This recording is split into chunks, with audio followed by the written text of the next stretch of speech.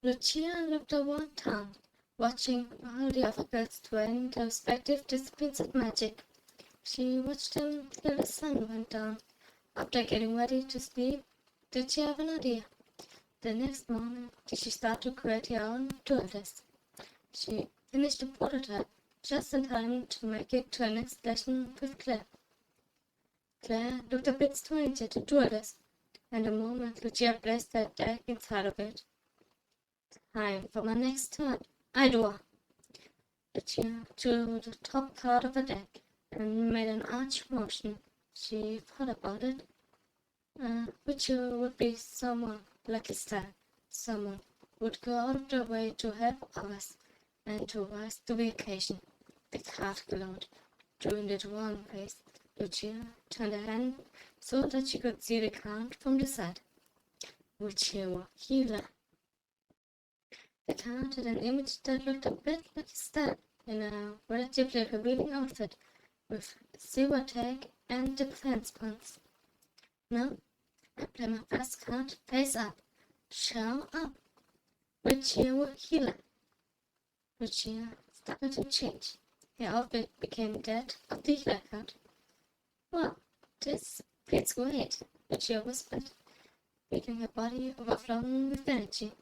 She tried to use a spell, but her body ran out of energy. Noticing her turning back, Claire stepped forward and fetched her student. I told you, using card magic is not easy, but I must say, that's the first time I saw something like that. Claire slowly lowered Lucia to the ground, so that she could go inside and get something to drink for her student. Lucia looked at the witch hero card and read its effect. Healer can heal one ally except the healer card from any injury. Every time witch hero healer destroys an enemy, place one token on the card. Healer can sacrifice 3 of these tokens to return a card from the graveyard to the owner's hand. Jack looked down the mountain. More and more monsters started to follow his tracks. His body started to feel the strain of his constant fights with them. You guys want me? Come here and get me, he yelled, before hitting the ground with everything he could muster. The earth underneath started to shake. At first, a bit of the snow started to shake, then expanded into an avalanche. Jack turned around to face the avalanche face on. He created an ice barrier with his right hand, while using his left hand to create the largest fan he ever created. The snow tried to push the barrier away, but the energy of the flame allowed the barrier to stay in place. After a few minutes, the snow stopped to come down. Jack waited a bit more, just to be sure, and then burned his way out. He looked around, but there wasn't any of the monsters around. Dragging his body forward, did he reach a plateau? In the center was a single flower. Jack went closer to look at it. He kneeled in front of the blue rose and touched it, feeling that the flower was made out of pure ice. With that, he felt his body giving up. He landed into the snow next to the flower. His mind got foggier. The longer he lay there, his life started to flash past him. The day he helped his father the first time he laid eyes on the princess, the day he made his contact with her spirit, the first day in school, the first day in the academy, then the first day he met Lucas and the others, the war, Alicia's embrace, Lucas' return, the cave, Lucia's kidnapping, and how this,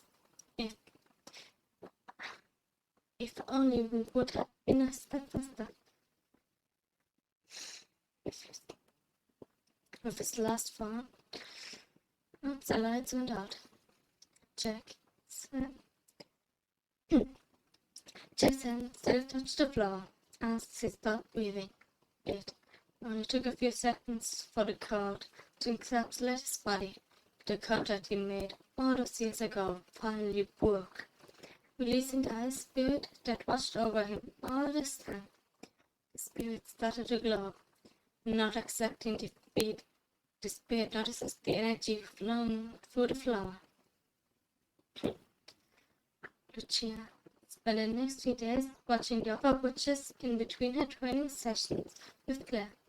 "Hey, stop watching us," yelled Ruby, after noticing Lucia. "Either you stop or you take part in our training."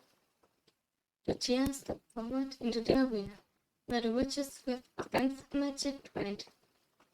"Okay, it's been a while since I last got in a fight, but I think my body is healed up enough." With that, Ruby readied herself for the fight. After shuffling her deck, Lucia placed it in her tool list. "My turn. I draw." Ruby stepped back. She couldn't read her opponent's movements. Time for my first act. I summon the cheery bladed dancer. Lucia changed into a more light outfit with 2 spots. "Oh, so your magic is playing dress up." Fireball. With that, a fireball flew in Lucia's direction. She took one of her swords and cut it down. "You know, I've seen more impressive fireballs before. Sure. That fire is your element." Lucia closed the distance between the two and cut Ruby's dress vertically in half, and then cut it horizontally. With that, Lucia jumped back before Ruby could set her ablaze. "That's it. You wanted it. I will show you what my anger looks like. Flame meteor strike." Dozens of fireballs filled the arena. All of them flew towards Lucia. She rushed a few before she got too out of breath. "My turn. I draw." "Perfect. I sacrificed my blade dancer to summon flame water." Ruby was so focused on blowing my fireballs that she didn't notice the change. Till she was out of energy. The flames died down. They revealed an untouched Lucia. "Fireball." The flame shot forwards, taking Ruby by surprise and pushed her back. The hit forced her to fall to the ground. Transforming back, Lucia went over to Ruby and lent her a hand.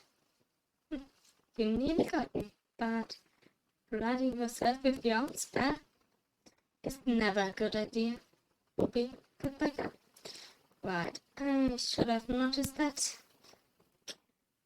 Can we expect you to show up more instead of just looking?" Lucia smiled at her. "If you want someone to kick your ass, I will gladly come." Ruby took that moment to land a punch, but Lucia did it. "Nice try.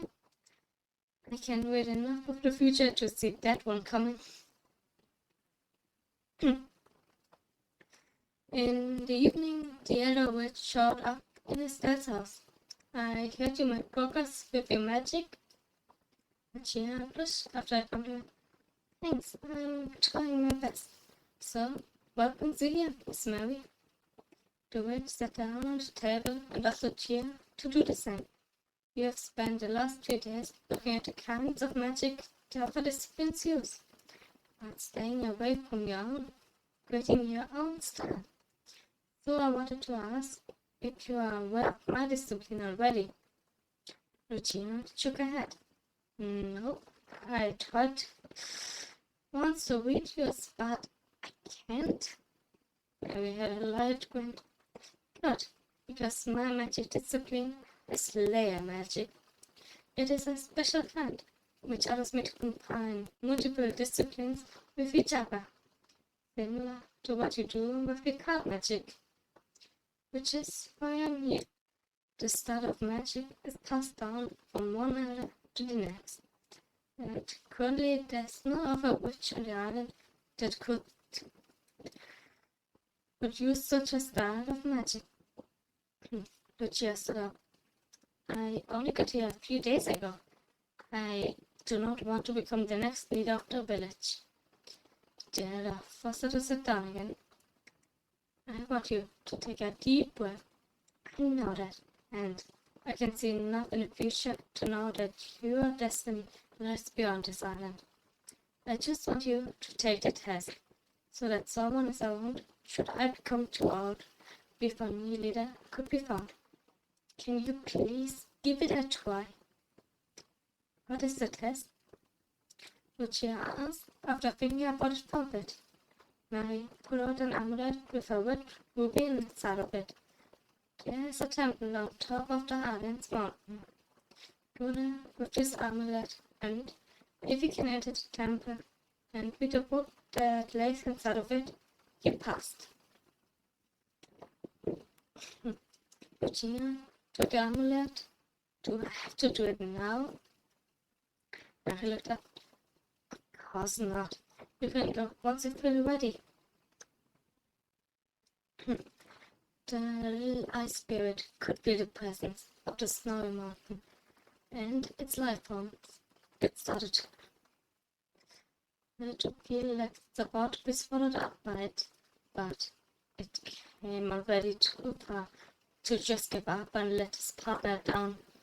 It pushed the feeling of being swallowed down and pushed on till it finally touched the flower and let it bloom. This act of persistence allowed the little spirit to grow. Slowly, the flower started to glow and turn till it reached a human-like form. With that, the little nature spirit turned into a special spirit. It broke the ice that built itself on Jack. She freed his body of the ice and laid him on her lap. He took a deep breath afterwards and opened his eyes for a moment. Who are you? Was the one thing he muttered. I am the guardian of the spirit of the ice barrier, and you are my knight, she whispered in his ear. Then he blacked out again. Lucia looked at the amulet before she placed it under her bed. I wonder what's inside the temple, she said to herself before falling asleep. And so a few more days passed by, where she spent her time training with her ability to use the dual desk and gathered more information on the other disciplines. Well, she didn't. She also managed to create cards that aren't witchios. Hey, Lucia, do you want to play with us? The children asked. Lucia decided to play along. After a few months of play, she got an idea. With the help of the kids, she built 2 girls.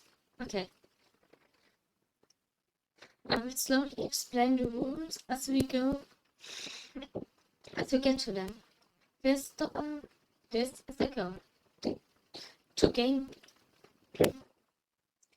a point, you have to shoot a ball through the gate. The job of the keeper will be that the ball doesn't get a chance to do so. What is a ball? The kids ask. Oh, right. Just give me a moment. Lucia focused on her deck that she left at home. Destiny. Draw. With that, she drew a card out of thin air. A sun, mature nature guardian. With that, she transformed. With that, multiple tendrils shoot from the earth and started to intertwine, till they formed the shape of a ball. Lucia kicked the ball a few times to make sure that it wouldn't break so easily before she passed it to the kids. For the beginning, I will be the keeper, and your job is to try to get the ball past me. With that, the kids started to try and kick the ball in the right direction. After a while, they then mostly figured out how to direct the ball, giving Lucia something to do. So, what are you doing? Ruby asked after watching for a bit. Playing a game. You can join if you want, Lucia offered. Ruby looked at the ball. It can't be so difficult. One of the other kids passed her the ball, and she catched it with her chest before letting it fall onto her field. She kicked the ball a few times in the air before letting it hit the ground and stepped on it. All I have to do is get this thing through your construct, even if I have to go through you. Well, I would like it if you wouldn't let a new hole into my body, but you got a concept, so go for it. Ruby kicked the ball high in the air. She disappeared, only to appear next to the ball. Fire tornado. She turned into a kick to add extra force to it. Now, that's what I call a proper move. Out hand. With that, the ball made contact with Lucia's hands, slowly pushing her back. Lucia ignored the heat burning up inside the ball. She kept pushing against the ball, shifting her weight toward the ball with her right and punched it with her left. Come on, stop, stop, stop, stop. She got pushed back, moment for moment. She got closer to the line of the goal. Ruby landed back on the ground, watching how Lucia got pushed back. Then, the ball lost its momentum and fell to the ground. Lucia was about down and sat on the floor. The flare above the ball attracted Esther, who ran over the moment she noticed Lucia fall. Looks like there's at least something I'm better than you, Ruby said, as she reached her hand out to Lucia. Estelle stopped Ruby. She then looked at Lucia's hands. Does it hurt? She asked.